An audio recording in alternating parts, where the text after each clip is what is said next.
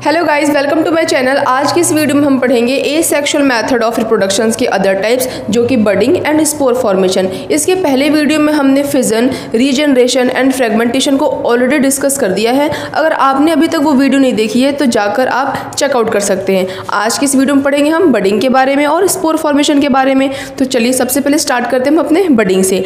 Budding क्या होता है? इसके अंदर एक ऑर्गेनिज्म होता है और उस पेरेंट ऑर्गेनिज्म से एक बड डेवलप होता है, और जैसे ही वो बड मैच्योर होते जाता है उसके बाद वो पेरेंट ऑर्गेनिज्म से डिटैच हो जाता है और एक नया इंडिविजुअल बन जाता है। इसे हम डेफिनेशन से पढ़ते हैं। इधर देखो लिखा हुआ है, budding is a asexual method of producing new organism. Budding एक एसेक्सुअल मेथड है प्रोड्यूसिंग नए ऑर्गेनिज्म का। In this process a new organism is developed from a small part of the parent body.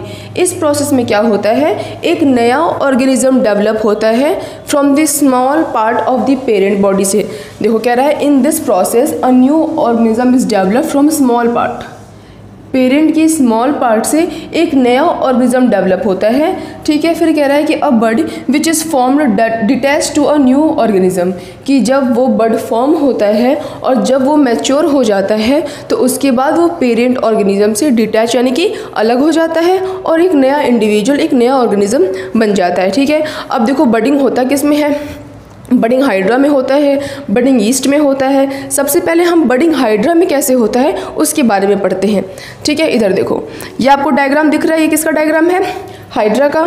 इसमें देखो ये हमारा पेरेंट हाइड्रा है। ठीक है, अब उसके बाद क्या हुआ, यहाँ पे बड बनना स्टार्ट हुआ, डेवलपिंग बड। ये वाला बड को क्या कहते हैं हम? डेवलपिंग बड। यहाँ पे बड डेवलप होना स्टार्ट हो रहा है। ठीक है, अच्छा बड डेवलप होना स्टार्ट क्यों होता है? क्यों ऐसे चुपचाप हाइड्रा, मतलब हाइड्रा ऑर्गेनिज्म है और अचानक से कहीं से बड निकलने लगा, ऐसा क्यों होता है? देखो यहाँ पे रीज़न लिखा हुआ है, because of repeated cell division. क्योंकि इस पार्ट में रिपीटेड सेल डिवीज़न हो रहा है जिसके कारण से बड डेवलप हो रहा है। ठीक है, अभी देखो आगे क्या हुआ, एक पूरी तरीके से एक नया बड डेवलप हो गया और जब ये क्या हो गया, मैच्योर, तो ये पेरेंट हाइड्रा से डिटैच हो गया अलग। और ये हमारा है क्या, ये था पेरेंट हाइड्रा और ये हमारा है न्यू हाइड्रा। अब आगे ये जो नया हाइड्रा है ये भी ऐसे ही बडिंग का फॉर्मेशन करेगा। ठीक है, अब हम नेक्स्ट स्लाइड में पढ़ेंगे बडिंग इन यीस्ट। चलो अभी हम पढ़ते हैं बडिंग इन यीस्ट की, आखिर यीस्ट में बडिंग कैसे होता है। ठीक है, अब इधर देखो डायग्राम में ये हमारा क्या है, ये हमारा है यीस्ट सेल। ठीक है, और अब इसके बाद क्या हो रहा है, देखो यहाँ पे आपको बड डेवलप होते हुए दिखाई दे रहा होगा।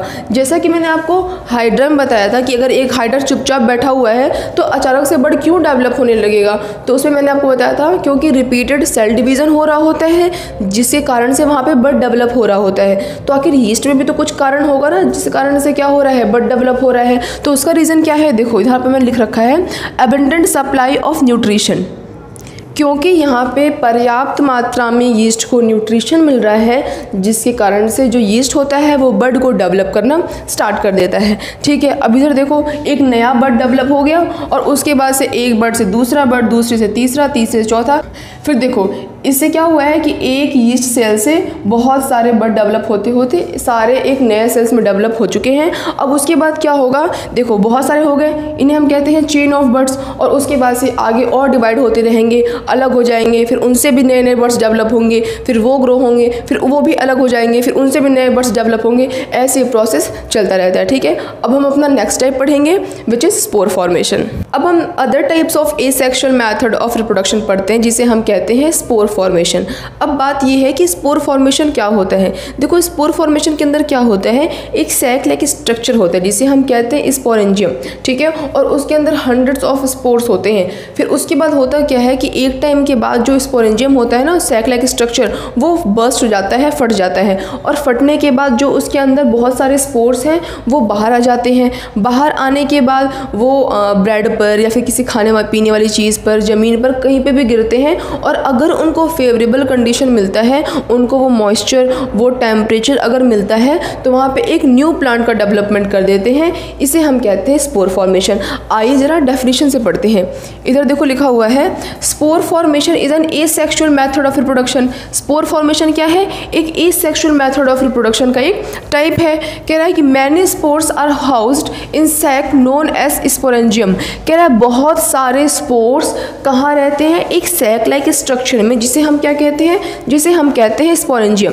ठीक है, इधर देखो ये हमारे अंदर क्या दिख रहा है आपको? यह है स्पोर्स और इसकी जो कवरिंग है इसे क्या कहते हैं हम? स्पोरेंजियम। तो वही कह रहा है कि बहुत सारे स्पोर्स, बहुत सारे हंड्रेड्स ऑफ स्पोर्स कहाँ रहते हैं? स्पोरेंजियम के अंदर रहते हैं। देखो आगे कह रहा है the plant produce 100 of spores and the spore sac burst. कि जो प्लांट होता है वो 100 ऑफ स्पोर्स प्रोड्यूस करता है और उसके बाद जो स्पोरेंजियम होता है आउटर कवरिंग वो हमारे फट जाती है। ठीक है, उसके बाद देखो कह रहा है these spores are dispersed in air. कि जो ये स्पोर्स है वो कहाँ जाते हैं? एयर में डिस्पर्स हो जाते हैं। Where they germinate and create new plant under favourable condition. और उसके बाद जहाँ पे भी वो लैंड करते हैं और अगर उनको फेवरेबल कंडीशन मिलता है तो वहाँ पर वो वापस जर्मिनेट होकर एक न्यू प्लांट का डेवलपमेंट कर देते हैं। इधर देखो स्ट्रक्चर ऑफ राइजोपस, ये आपको किसका डायग्राम है? आपका राइजोपस का डायग्राम है। ठीक है, देखो इसके अंदर इस वाला जो ये होता है ना थ्रेड लाइक स्ट्रक्चर, ये हमको बेसिकली दिखता नहीं है। देखो होता क्या है कि एक ब्रेड लेते हैं, ठीक है, और उस ब्रेड को हल्का सा उसके ऊपर पानी का छिड़काव करते हैं, स्प्रे कर देते हैं। ठीक है, उसके बाद क्या होगा? थोड़े टाइम तक रुक जाएंगे हम, 1-2 दिन। उसके बाद अगर देखेंगे उसे तो उसके ऊपर आपको दिखता होगा कॉटन जैसा कुछ वाइट सा ऐसे लगा हुआ हमको दिखाई देता है ना। और उसके बाद क्या होगा? 1-2 दिन और रुक जाओ, उसके बाद जो वाइट दिख रहा था आपको उस जगह पे आपको ब्लैक सा दिखाई देगा। तो वैसे अगर आप उसको अंडर माइक्रोस्कोप देखोगे तो उसमें आपको दिखाई देगा कुछ इस तरीके का स्ट्रक्चर। देखो ये दिख रहा है आपको स्ट्रक्चर ऑफ राइजोपस, इसे हम ब्रेड मोल्ड भी कहते हैं। ठीक है, तो इसके अंदर आपको दिखाई देगा थ्रेड जैसा स्ट्रक्चर होता है। जो ये आपको दिख रहा है, ये जो दिख रहा है ना, इसे हम कहते हैं जैसे थ्रेड जैसा दिखता है और इसे हम कहते हैं हाइफे। ठीक है, जो आपको ये आउटर कवरिंग दिख रही है ये इसे हम कहते हैं स्पोरेंजियम। और इसके अंदर क्या होते हैं? 100 ऑफ स्पोर्स होते हैं। जब ये स्पोर का जब फॉर्मेशन होता है उसके बाद जो स्पोरेंजियम है वो बर्स्ट हो जाता है। तो ये दो क्या हो रहा है? Dispersing spores. कि जो ये अंदर स्पोर्स था वो क्या हो रहा है? एयर में डिस्पर्स हो रहा है। और उसके बाद जहाँ पे भी वो लैंड करेगा उसको फेवरेबल कंडीशन मिलेगा तो उसके बाद से क्या होगा? एक नया प्लांट जर्मिनेट हो जाएगा। ठीक है, सो स्टूडेंट्स मैं उम्मीद करती हूँ आपको ये वीडियो समझ में आई होगी। अगर आपको मेरी वीडियो अच्छी लगी होगी तो उसे लाइक, सब्सक्राइब एंड शेयर ज़रूर करें। Bye guys.